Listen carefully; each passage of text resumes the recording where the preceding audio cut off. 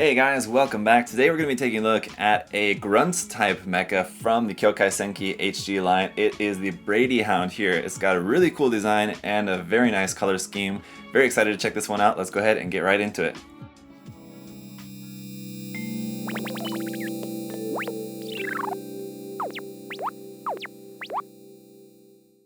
Taking a look at the box art here, you really get that militaristic sense with this mecha being dropped out of an aircraft like that. You can see some more units there in the background, as well as this custom unit, which is coming out as a separate kit on its own.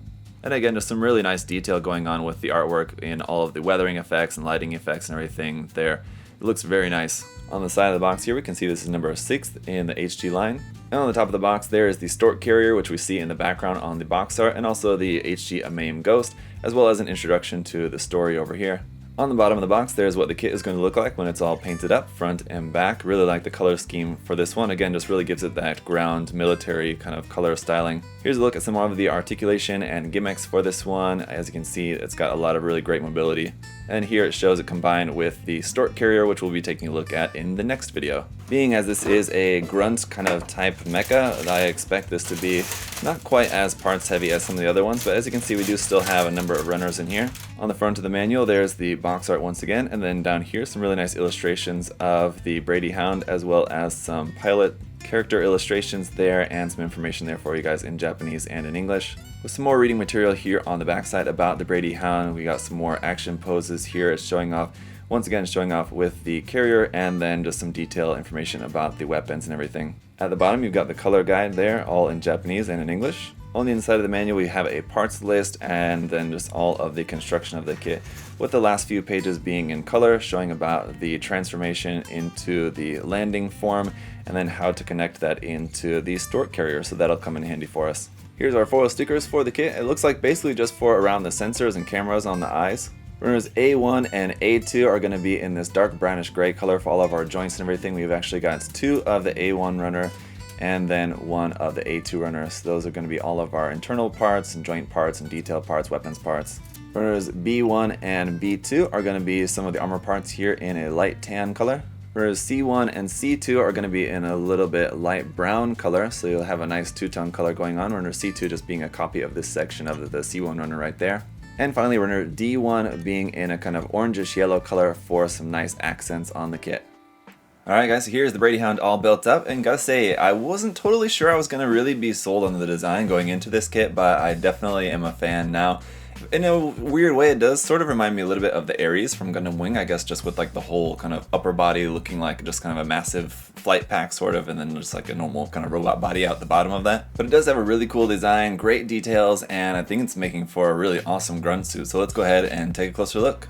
So first off, for accessories, you have an alternate kind of head eye piece here, basically with the cameras closed on that. That's for when it's in its landing form, like when it's being transported in the aircraft, which we'll take a look at that in the next review.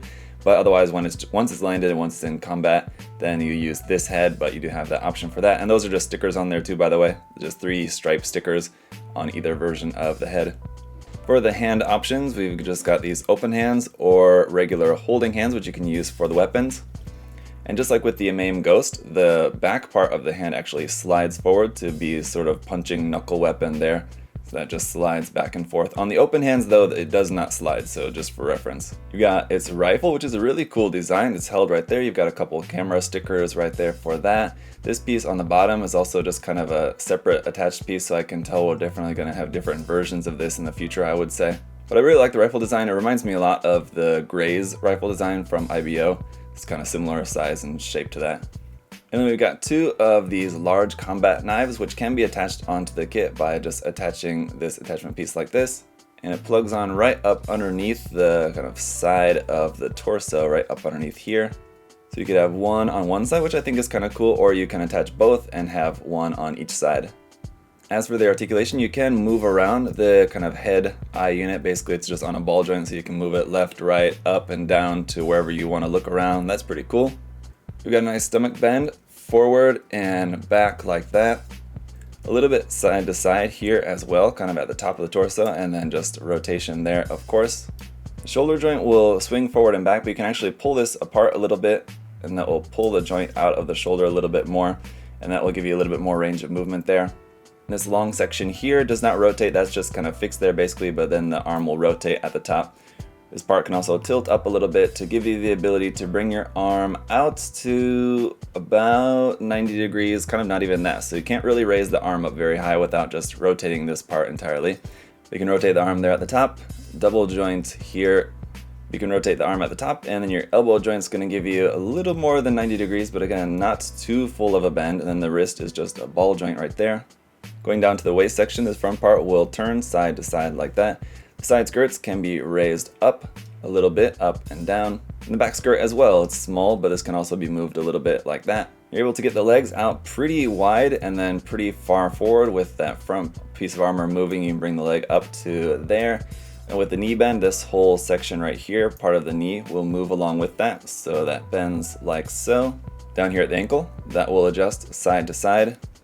Forward all the way there, back all the way back to there, and then this little toe part moves, and this little back toe part also moves like that. Up underneath the feet, just gonna look like that, and then nothing else moves here on the backpack, but just wanted to show this to you because there's a lot of really nice detail in the vents and stuff here on the back of that, so it looks really good.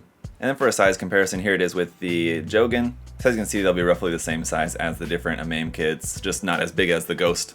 But compared to a 1/44 scale Gundam, they are going to be a little bit larger. Alright guys, so let's just wrap up the review by trying out some different poses, some on the ground, some in the air. With this being a mecha that is airdropped from an aircraft, I feel like it's definitely one that looks good in the air. It's got like the kind of wings going off the side, so while a lot of the other HG kits in this line, I've talked about how good they look on the ground, this one also I think does of course look good in the air, and aerial poses just with those wings and just the whole styling of like the upper half of the kit basically looking like an aircraft, and then just with arms and legs out the bottom of it. So it's a great looking kit, really nice articulation, not really running into any issues with it. One of the aspects of the design that I wasn't sure I was really that into was the whole head eye camera system there in the front, just looking kind of weird, but actually like in posing the kit, now that I've had a chance to work with the kit a little bit, I do actually really like it because you can point it in different directions really easily. I thought it was going to be kind of hard to adjust and it would just basically just not really look very dynamic, but it actually does work really well with the design. So it all makes for a really awesome grunt suit. Definitely looking forward to building some more variations of this, or just multiple of this kit in the future. I could definitely see myself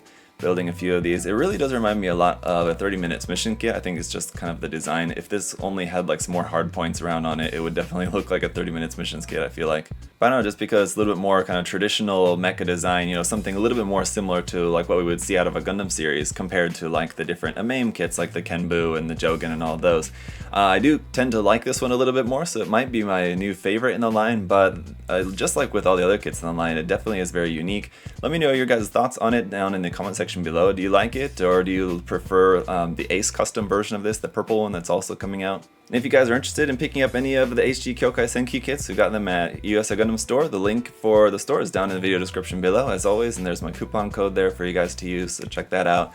Thank you all so much for stopping by, checking out the video today. In the next video, we'll be taking a look at the carrier aircraft that goes kind of along with this, so don't miss that if you're interested. If you do feel like leaving a like or subscribing, it'd be greatly appreciated as well. Thank you guys so much. Till next time, hope you're all having a great day. Bye guys.